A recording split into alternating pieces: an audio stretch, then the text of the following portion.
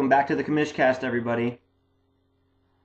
It's been a long 2 weeks, but I'm bringing it back. So I hope everybody had a happy holiday, and we have a lot of ground to cover here, so I'm going to get started right away. My guest for this episode is Mike Gundy, the coach of the Oklahoma State Cowboys football team. So, Coach Gundy, what do you want to talk about? I want to talk about this article right here. Why is that, Coach? Let me tell you why I want to talk about this article. 3/4 of this is inaccurate. Coach, what does this have to do with the league? It's fiction. Coach, put your paper away. Okay, I got work to do. So, without further ado, 2 weeks worth of the Hundreds Club. Cash moves everything around me. Green, get the money. Dollar bill, yo. Okay, so we have only one entrant to the Hundreds Club for Week 11, and that's the Napanock Nappy Box, alone at the top. And in Week 12, we have three. The Olsen Fisters, surprise, just barely squeaking in. Napanock Nappy Box again, and the Pasadena Pubic Lice as well. So we have Nappy Box 2 weeks in a row in the Hundreds Club.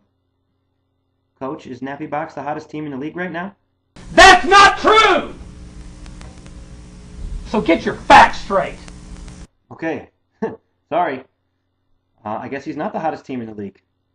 I don't know. Maybe it's somebody with a 5-game win streak. Who could that be? Well, whoever it is, it's most certainly not the Biggest Loser.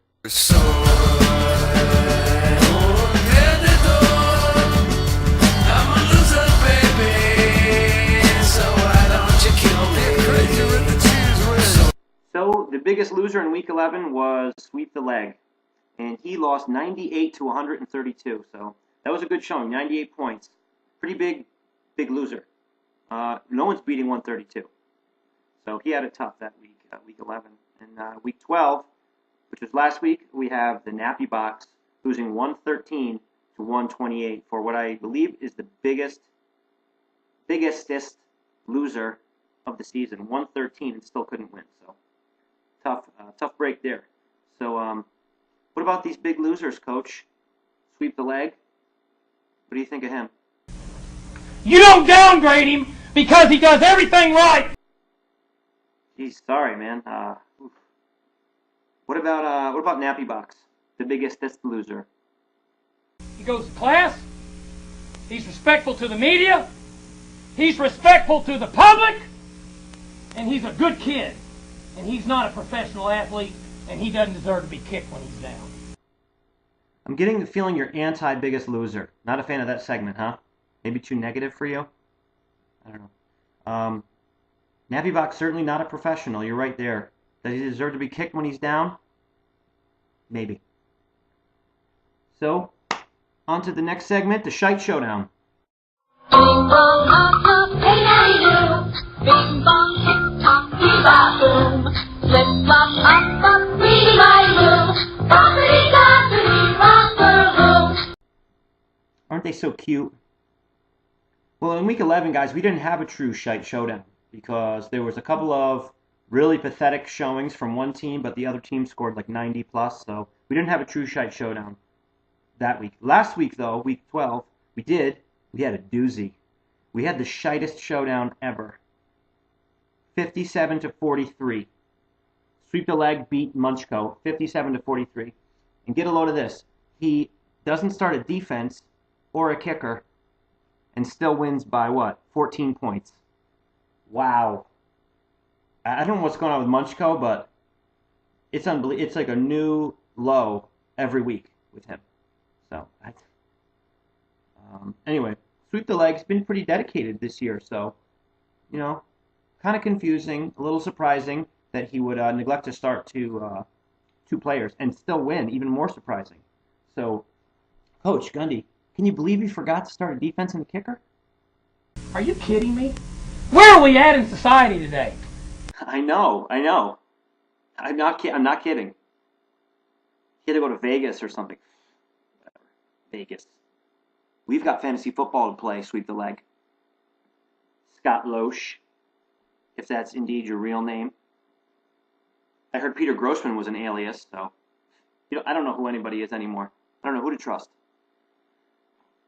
Anyway, on to the bench boners.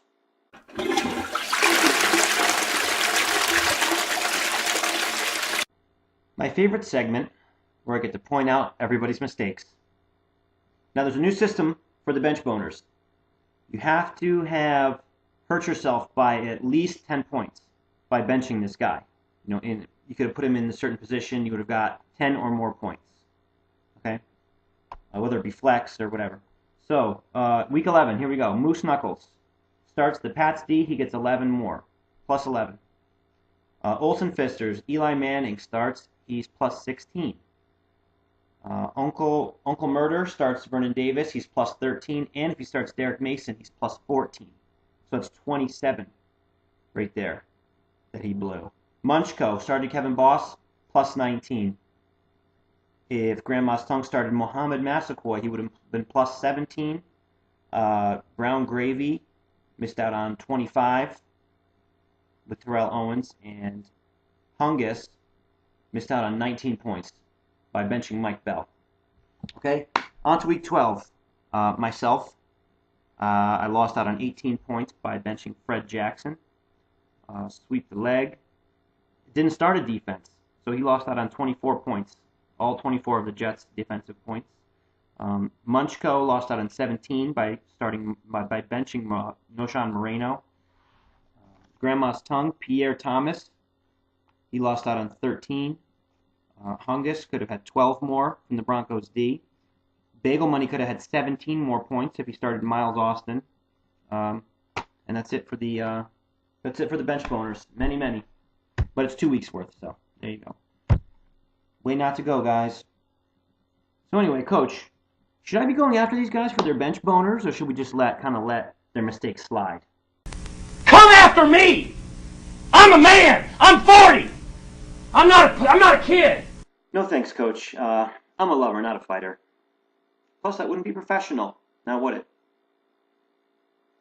So, that's all I got for this double whammy 2-week Commishcast, everybody. So, I will see you next time, and it's only 2 weeks away, guys.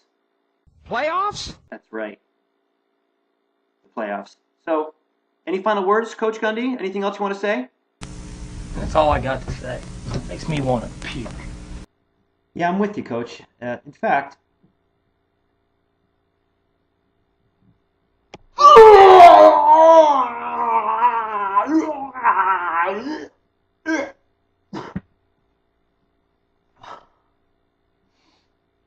See you next week, guys.